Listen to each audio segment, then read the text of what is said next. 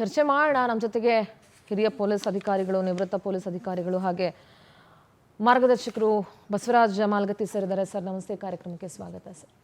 Sir ನಾನು ಆಗಲೇ ಹೇಳ್ತಾ ಇದ್ದೆ, ದರ್ಶನ್ ಈ ಸ್ಥಾನದಲ್ಲಿ ನೋಡೋದಕ್ಕೆ ನಿಜವಾಗ್ಲೂ ಬಹಳ ಬೇಜಾರಾಗುತ್ತೆ. ಯಾಕೆಂದರೆ ಕರ್ನಾಟಕದ ಒಬ್ಬ ಹೆಮ್ಮೆಯ ನಟ, ಬಹಳಷ್ಟು ಜನಕ್ಕೆ ಕೆಲಸ ಕೊಟ್ಟಂಥ ನಟ, ಒಬ್ಬ ಲೈಟ್ ಬಾಯಿಂದ ಬೆಳ್ಕೊಂಡು ಬಂದಂಥ ನಟ, ಇವತ್ತು ಸಕ್ಸಸ್ನ ಒಂದು ಉತ್ತುಂಗದಲ್ಲಿರುವಂಥ ಒಂದು ಪರಿಸ್ಥಿತಿಯಲ್ಲಿ ಇಂಥ ಒಂದು ಘಟನೆಯಲ್ಲಿ, ಕೃತ್ಯದಲ್ಲಿ ಸಿಕ್ಕಾಕೊಂಡು ಕಳೆದ 2 ವರ್ಷಗಳಿಂದ ಜೈಲಿನಲ್ಲಿರೋದು ಮತ್ತು ಅವ್ರು ಸ್ವರ್ಗ ಹೋಗಿರೋದು, ಏನು ಹೇಳ್ತೀರಿ ಸರ್? ಮನಸ್ಸಿಗೆ ನೋವಾಗ್ತದೆ ನಿಜವಾಗಿಯೂ. ಏನು ಮಾಡಲಾರ್ದಂಥ ಮಾಡಿದ್ದಾನೆ, ಯಾರೂ ಮಾಡಲಾರ್ದಂಥ ಅವನೇನು ಕೊಲೆ ಮಾಡಿಲ್ಲ. ಅದಕ್ಕೂ ಒಂದು ಕಾನೂನು ಅಂತಿದೆ, ಅದಕ್ಕೂ ಒಂದು ರೂಲ್ಸ್ ಇದ್ದಾವೆ, ನ್ಯಾಯ ನೀತಿ ಇದೆ. ಬಟ್ ಇದು ನೋಡಿದ್ರೆ ಈ ಅನವಶ್ಯಕವಾಗಿ ನಾವಂತೂ ನನ್ನ ಸರ್ವಿಸ್ನಲ್ಲಿ ನಾನು 40 ವರ್ಷ ಇಲಾಖೆಯಲ್ಲಿ ಕೆಲಸ ಮಾಡಿದ್ದೇನೆ. ಯಾರೂ ಬೇಲ್ ಅಪ್ಲಿಕೇಶನ್ ಸಲುವಾಗಿ ಸುಪ್ರೀಂ ಕೋರ್ಟಿಗೆ ಹೋಗಿಲ್ಲ. ಇಂಡಿವಿಜುವಲ್ ಮರ್ಡರ್ ಕೇಸ್ನಲ್ಲಿ, ಮಾಸ್ ಮರ್ಡರ್ ಕೇಸ್ನಲ್ಲಿ, ಸೆನ್ಸಿಟಿವ್ ಹೈಪರ್ ಕೇಸ್ನಲ್ಲಿ ಅಂಥವುದಲ್ಲಿ ಹೋಗಿದ್ದಾರೆ. ಬಟ್ ಇಂಡಿವಿಜುವಲ್ ಕೇಸ್ನಲ್ಲಿ ಇದು ಫಸ್ಟ್ ಟೈಮ್ ನೋಡಿ ನಾನು ಕೇಳ್ತಾ ಇರೋದು. ಸರ್, ಈಗ ನಂದು ಇನ್ನೊಂದು ಪ್ರಶ್ನೆ ಇದೆ ಸರ್. ಈಗ ಕೆಲವರು ಈ ಪ್ರಕರಣದಲ್ಲಿ ಬೇಲ್ ಮೇಲೆ ಹೊರಗಡೆ ಇದ್ದಾರೆ, ಅವರ ಬೇಲ್ ಅಗೇನ್ಸ್ಟ್ ಯಾಕೆ ಸುಪ್ರೀಂ ಕೋರ್ಟ್ಗೆ ಹೋಗಿಲ್ಲ? ಕೇವಲ ದರ್ಶನ್ ಅದನ್ನೇ ನಾನು ಕೇಳ್ತಾ, ಅವರು ಕೊಲೆಯಲ್ಲಿ ವಿಂಡಿಕ್ಟಿವ್ ಕೆಲವೊಬ್ಬರು ಸರ್ಕಾರದ ಕೆಲವೊಬ್ಬರು ಹಿತಾಸಕ್ತಿಗಳು ಇವ್ರ ವಿರುದ್ಧ ಕೆಲಸ ಮಾಡ್ತಾ ಇದ್ದಾರೆ. ಇದರಲ್ಲಿ ಖಂಡಿತ ಪಾಲಿಟಿಕಲಿ ಮೋಟಿವೇಟೆಡ್, ಮುಲಾಜೆ ಇಲ್ಲ ಅದರಲ್ಲಿ ಏನಿದೆ. ಪಾಲಿಟಿಕಲಿ ಮೋಟಿವೇಟೆಡ್ ಇರೋದ್ರಿಂದಲೇ ಈ ಥರ ಪರಿಸ್ಥಿತಿ ಆಗಿರೋದು. ಇವೆಲ್ಲ ರಾಜಕೀಯ ಎಲೆಕ್ಷನ್ನು ಅದು ಇದು ಎಲ್ಲ ನೋಡಿದ್ದಾರೆ. ಎಲ್ಲ ಅದರದ್ದು ರಿವೆಂಜ್ ಈ ಥರ ತೊಗೋಬಾರ್ದು ಯಾವಾಗಲೂ. ಅದಕ್ಕೊಂದು ಲಿಮಿಟ್ ಇರ್ತದೆ, ತೊಂದರೆ ಕೊಡಲಿಕ್ಕೂ ಒಂದು ಲಿಮಿಟ್ ಇರ್ತದೆ. ಬಟ್ ಇದು ಅತಿ ಆಗಿಬಿಡ್ತು, ಇದು ಮನಸ್ಸಿಗೆ ಭಾಳ ನೋವಾಗ್ತದೆ. ನನಗೆ ಆಶ್ಚರ್ಯ ಆಗ್ತಿರೋದು ಏನಂದ್ರೆ sir, being retired police officer, ನಿಮ್ಮ ಬಾಯಲ್ಲಿ ಮಾತು ಬರ್ತಾ ಇದೆ. ಹೌದು, ಬಿಕಾಸ್ ನೀವು ಸಾಕಷ್ಟು ಪ್ರಕರಣಗಳನ್ನ ನೋಡಿದ್ವಿ. ಯಾಕಂದರೆ ಈ ಅವನು ತಪ್ಪು ಮಾಡಿದ್ದಾನೆ, ಜೈಲಿಗೆ ಹೋಗ್ತಾನೆ, ಆಮೇಲೆ ಬೇರೆ ಅದು ಬೇರೆ ವಿಷಯ. ಬಟ್ ನಾವು ಹಿಂದೆ ಚಂದ್ರಚೂಡ ಅಂತ ಹಿಂದೆ ಚೀಫ್ ಜಸ್ಟಿಸ್ ಆಫ್ ಇಂಡಿಯಾ ಇದ್ದರು. ಇದ್ರ ಹಿಂದೆ ಜಸ್ಟ್ ಇವರು ಬರೋಕ್ಕಿಂತ ಮುಂಚೆ, ಈಗೇನು ಸೂರ್ಯಕಾಂತ್ ಇದ್ದಾರೆ, ಅವರು ಬರೋಕ್ಕಿಂತ ಮುಂಚೆನೇ ಚಂದ್ರಚೂಡ ಇದ್ದರು. ಅವರು ಒಳ್ಳೆಯ ಭಾಳ ಪ್ರತಿಭಾವಂತ ಅಡ್ವೊಕೇಟ್ ಆಗಿದ್ದರು.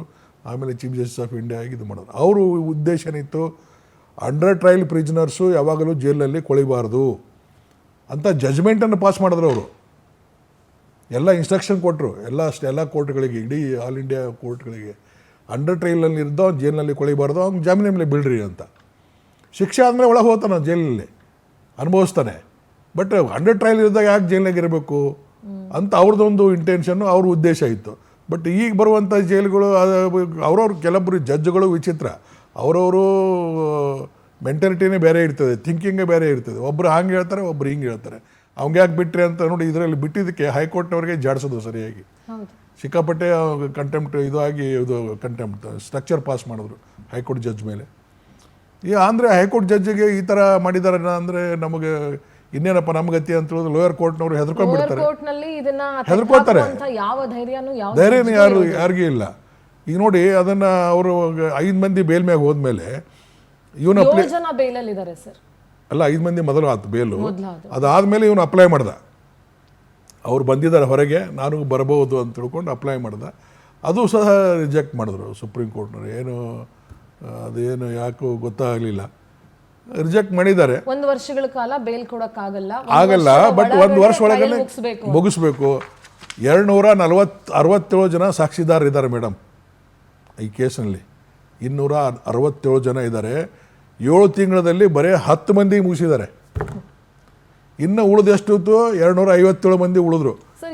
257 ಮಂದಿ ಸಾಕ್ಷಿ ಯಾವಾಗ ಮಾಡ್ತಾರೆ ಇವರು? 1 ವರ್ಷನೇ ಆಗಲ್ಲ. ಅಟ್ಲೀಸ್ಟ್ ಮೇಜರ್ 60 ಜನ ಸಾಕ್ಷಿ ಇದೆ ಅಂತ ಹೇಳಿದ್ದಾರೆ. 60 ಜನದಾದ್ರೂ 1 ವರ್ಷದಲ್ಲಿ ಇವ್ರು ಮುಗಿಸ್ಬೇಕು ಸಾಧ್ಯನೇ ಇಲ್ಲ. ಅಲ್ಲ ಸರ್, ಅಂದ್ರೆ ಅಲ್ಲಿ ನ್ಯಾಯಸಮ್ಮತವಾಗಿ ಟ್ರಯಲ್. ಅದನ್ನೇ ಹೇಳೋದು ನಾನು. ಒಬ್ಬನ ಸಾಕ್ಷಿದಾರ ತನ್ನ ಹೇಳಿಕೆ ಕೊಟ್ಟರೆ ಅದಕ್ಕೆ ಕ್ರಾಸ್ ಎಕ್ಸಾಮಿನೇಷನ್ ಇರ್ತದೆ, ಅಬ್ಜೆಕ್ಷನ್ ಇರ್ತದೆ. ಅದು ಅವನಿಗೆ ಕ್ರಾಸ್ ಮಾಡಲಿಕ್ಕೆ 3-4 ದಿವಸ ತಗೋತಾರೆ. ಅವನು ಹೋಸ್ಟೆಲ್ ಆದರೆ ಬಿಟ್ಟು ಆಮದು ಬೇರೆ. ಹೋಸ್ಟೆಲ್ ಆಗದೇ ಇದ್ದರೆ ಅವನಿಗೆ ನಾನಾ ರೀತಿ ಕ್ವಶನ್ಗಳು ಕೇಳಿ ಅವನಿಗೆ ಸಾಕ್ಷಿಯನ್ನು ಅವನಿಗೆ ತೊಂದರೆ ಕೊಡುವಂಗೆ ಮಾಡ್ತಾರೆ ಡಿಫೆನ್ಸ್ ಲಾಯರ್ಗಳು. ಸೊ ಈ ಥರ ಮಾಡಿದಾಗೆ ಅದು ಒಮ್ಮೆಲೆ ಒಮ್ಮೆ ಜಡ್ಜನು ರಜಾ ಇರ್ತಾರೆ, ಒಬ್ಬ ವಕೀಲನು ನನಗೆ ಅಡ್ಜರ್ಮೆಂಟ್ ಬೇಕು, ಹುಷಾರಿಲ್ಲ, ವೆಕೇಷನ್ ಇರ್ತದೆ.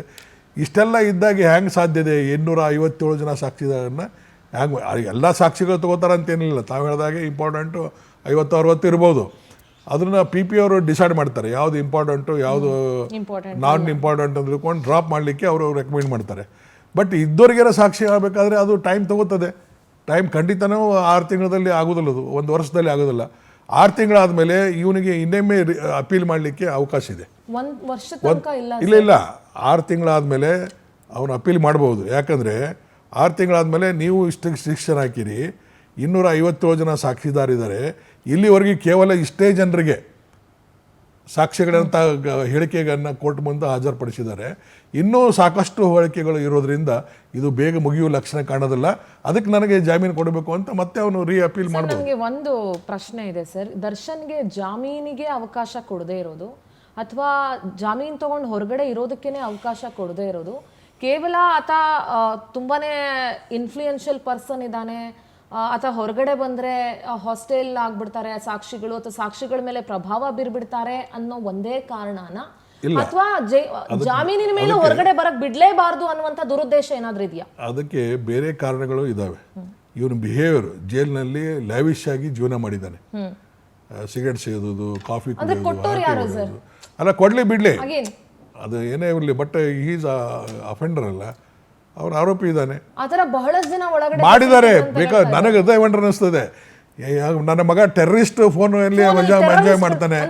ಆ ಉಮೇಶ್ ರೆಡ್ಡಿ ಎಂತ ರೇಪಿಸ್ಟ್, ಅವನು ಆರಾಮ್ ಎಂಜಾಯ್ ಮಾಡ್ತಾನೆ. ಅಂತವ್ರಕ್ಕಿಂತಲೂ ಇವನು ವರ್ಷ ಪ್ರಜ್ವಲ್ ರೇವಣ್ಣ ಎಲ್ಲ ಇದಾರಲ್ಲ ಅಲ್ಲ ಮೇಡಮ್, ಅಂತವ್ರಕ್ಕಿಂತಲೂ ಇವನು ವರ್ಷ ಪ್ರಜ್ವಲ್ ರೇವಣ್ಣ ಎಲ್ಲ ಇದಾರಲ್ಲ ಸರ್. ಈಗ ಪ್ರಜ್ವಲ್ ರೇವಣ್ಣಂಗೇನೋ ಶಿಕ್ಷೆ ಆಗಿದೆ ಬಿಡಿ, ಆಯ್ತಾ. ಆತ ಅಂಡರ್ ಟ್ರಯಲ್ ಅಲ್ಲಿ ಇದ್ದಾಗ ಹಾಗಾದ್ರೆ ಫೋನ್ ಕೊಟ್ಟೇ ಇಲ್ವಾ ಆತನಿಗೆ? ಆತ ಫೋನ್ ಮಾಡಿ ಯಾರು ನೋಡ್ಬೇಕು ಅದನ್ನ? ಅವ್ರು ಯಾರು ತೋರಿಸ್ತಾರೆ? ಆರಾಮ್ ದೇವ್ಲಿ ಎಂಜಾಯ್ ಎಲ್ಲ ಸ್ಟೇಟಸ್ ಅನ್ನು ಎಂಜಾಯ್ ಮಾಡ್ತಾರೆ. ವಿನಯ್ ಕುಲಕರ್ಣಿ ಇದ್ರಲ್ಲ ಸರ್, ಎಲ್ಲರೂ ಮೇಡಮ್ ಎಲ್ಲಾನು ಇದೆ. ಈ ನಮ್ಮ ಪೊಲೀಸರು ಹಾಗೇನೆ ಬೆನ್ ಹತ್ತಿದ್ರೆ ಇದೀ ಬೆನ್ ಅಂತಂಗೆ ಹತ್ತಾರೆ. ಅಷ್ಟೊಂದು ತೊಂದರೆ ಕೊಡ್ತಾ ಇದ್ದಾರೆ ನೋಡಿ. ಅವನಿಗೆ ವಾಕಿಂಗ್ ಮಾಡಕ್ಕೆ ಬರೋಲ್ಲ. ಒಂದು ಬೆಡ್ ಒಂದು ದಿಂಬು ಕೊಡ್ಬೇಕಾದ್ರೆ ಕೋರ್ಟಿಗೆ ಹೋಗ್ಬೇಕಾತ ಅವನು. ಇದು ಅದೇನು ಜೈಲ್ ಮ್ಯಾನ್ಯುವಲ್ದಲ್ಲಿ ಇಲ್ಲ ಕೊಡಬೇಡ ಅಂತಿದ್ದಾನೆ, ಕೊಡಬೇಕಂತಿದೆ. ಅದಕ್ಕೆ ಯಾಕೆ ಅವನು ಕೋರ್ಟಿಗೆ ಹೋಗ್ಬೇಕು? ಇಷ್ಟೊಂದು ತೊಂದರೆ ಪೊಲೀಸರು ಕೊಡ್ತಾರೆ, ಸರ್ಕಾರನೂ ಇಂಡೈರೆಕ್ಟಾಗಿ ಕೊಡ್ತದೆ. ನಿಮ್ಮ ಮೀಡಿಯಾದವರು ಸದಾ ಅವರು ಬೆನ್ನು ಹತ್ತಿದ್ದಾರೆ. ಅವನು ನೋಡ್ರಿ ಬೈದಿದ್ದಾನೆ, ಅದು ತಪ್ಪು ನಾನು ಒಪ್ಕೋತೇನೆ. ಬಟ್ ಅವನು ಕ್ಷಮೆ ಕೇಳಿದ್ದಾನೆ. ಕ್ಷಮೆ ಕೇಳಿದ ಮೇಲೆ ಮಾನವೀಯತೆಯ ದೃಷ್ಟಿಯಿಂದ ಅವನಿಗೆ ಕ್ಷಮೆ ಮಾಡಬೇಕು. ಮೀಡಿಯಾ ಬೆನ್ ಹತ್ತಿತು ಅಂತ ಹೇಳಿದ್ರೆ 3 ತಿಂಗಳಿಂದ ಹಗಲು ರಾತ್ರಿ ಬೆನ್ ಹತ್ತಿದ್ದಾರೆ. ನಾನೇ ಅದ್ರ ಬಗ್ಗೆ ಹತ್ತಿತು ಅಂತ ಹೇಳೋದಕ್ಕಿಂತ ಹೌದು, ಯಾಕೆ ಮಾಧ್ಯಮಗಳು ಇಂಥ ಕೃತ್ಯಗಳನ್ನ ತೋರಿಸಬಾರ್ದಾ, ಹೇಳ್ಬಾರ್ದಾ? ಅಲ್ಲ, ಅದಕ್ಕೊಂದು ಲಿಮಿಟ್ ಇರ್ತದೆ. ನೀವು ತೋರಿಸ್ರಿ, ಎಲ್ಲ ಹಿಂಗೆ ತೋರಿಸ್ತೀರಾ? 3 ತಿಂಗಳು ಎಲ್ಲ ಮಾಡ್ರ ಕೇಸ್ ಆಗಿದೆ. 3 ತಿಂಗಳಗಟ್ಟಲೆ ಹಗಲು ರಾತ್ರಿ ಟಿವಿ ಬಂದ ಮೇಲೆ ದರ್ಶನ. ಆ ಜನರಿಗೂ ಬೇಸರ ಆಗಿತ್ತು, ನಮಗೂ ಮಾತಾಡಿ ಬೇಸರ ಆಗಿತ್ತು, ಎಲ್ಲರಿಗೂ ಬೇಸರ. ಏನಪ್ಪ ಬೆಳಿಗ್ಗೆ ಸರ್ ನಮ್ಮ ರಾಜ್ಯದ ಒಬ್ಬ ನಟನ ನಾನು ತೋರಿಸ್ಬೇಕು ಅಂತ ನಮ್ಗೇನು ಖುಷಿ ಆಗುತ್ತೆ? ಅಥವಾ ಕುತ್ಕೊಂಡು ಅವ್ರ ಬಗ್ಗೆ ಹಿಂಗೆ ಮಾತಾಡ್ಬೇಕು ಅಂದ್ರೆ ನಂಗೆ ಖಂಡಿತ ಒಂದು ಲಿಮಿಟ್ ಇರ್ಬೇಕಲ್ಲ ಅದಕ್ಕೆ ತೋರಿಸ್ಲಿಕ್ಕೆ. 3 ತಿಂಗಳು ತೋರಿಸ್ತೀರಾ? 3 ತಿಂಗಳು ಅದನ್ನೇ ರಿಪೀಟ್ ಮಾಡೋದಾ? ಆತರ ಡೆವಲಪ್ಮೆಂಟ್ ನಡಿಬೇಕಾದ್ರೆ ತೋರಿಸಲೇಬೇಕು. ಎಲ್ಲಿದೆ ಡೆವಲಪ್ಮೆಂಟ್? ಏನಿದೆ? ಇವಾಗಿಲ್ಲ ಬಿಡಿ, ಬಟ್ ಡೆವಲಪ್ಮೆಂಟ್ ಇದ್ದಾಗ ಅಂತ ತೋರಿಸಲೇಬೇಕು. ಏನಿರಲಿಲ್ಲ ಮೇಡಮ್, ಎಲ್ಲ ಕ್ರಿಯೇಟ್ ಮಾಡೇ ಮಾಡಿದ್ದು. ಅದಕ್ಕೆ ಜನ ಎಲ್ಲ ಅವನ ಅಭಿಮಾನಿಗಳು ಹುಚ್ಚ ಪಚ್ಚ ಬೈತಾ ಇದ್ದಾರೆ, ಎಲ್ಲಾನು ಕಮೆಂಟ್ ಮಾಡಿದ್ದಾರೆ. ಸರ್ ಬೈತಾರೆ, ಯಾಕೆಂದ್ರೆ ನಮ್ಮ ಕರ್ತವ್ಯ ನಾವು ಮಾಡ್ಬೇಕಾಗುತ್ತೆ ಸರ್. ಹಂಗಂತ ನಾವೇನ್ ಬೇಡ ಅಂತ ದರ್ಶನ್ ಸಿನಿಮಾಗಳು ನೋಡಲ್ಲ ಅಂತ ನಾನು ಕ್ರಿಟಿಸೈಸ್ ಮಾಡಬಾರ್ದು, ಅವನಿಗೆ ತೋರಿಸಬಾರ್ದು ಅಂತ ನಾನು ಹೇಳ್ತಾ ಇಲ್ಲ. ಅದಕ್ಕೂ ಎಲ್ಲದಕ್ಕೂ ಲಿಮಿಟ್ ಬೇಕಲ್ಲ. ಅಲ್ಲ ಸರ್, ಅವ್ರು ತಪ್ಪನ್ನು ತಿದ್ಕೊಂಡು ಇವತ್ತು ಹೊರಗಡೆ ಬಂದು ಒಳ್ಳೊಳ್ಳೆ ಸಿನಿಮಾಗಳು ಕೊಟ್ರೆ ಕನ್ನಡಿಗರು ಯಾರು ಬೇಡ ಅಂತ ಹೇಳಲ್ಲ. ರಿಪೆಂಟ್ ಆಗಿದೆ ಮೇಡಮ್, ಅವನಿಗೂ ರಿಪೆಂಟ್ ಆಗಿದೆ. ನೋಡಿ, ಅವನು ಒಳಗಡೆ ಇದ್ಕೊಂಡು ಆ ಹುಡುಗಿನ ಮಾತಾಡ್ಸ್ಲಿಕ್ಕೆ ಕೊಟ್ಟಿಲ್ಲ, ಎಲ್ಲ ನಿನ್ನಿಂದ ನಾನು ಸಫರ್ ಆತನ ನಡಿ ಅಂತ ಹೇಳೋದು. ಅದ್ರ ಅರ್ಥ ಏನದು? ರಿಪೆಂಟ್ ಅಲ್ವಾ ಅದು?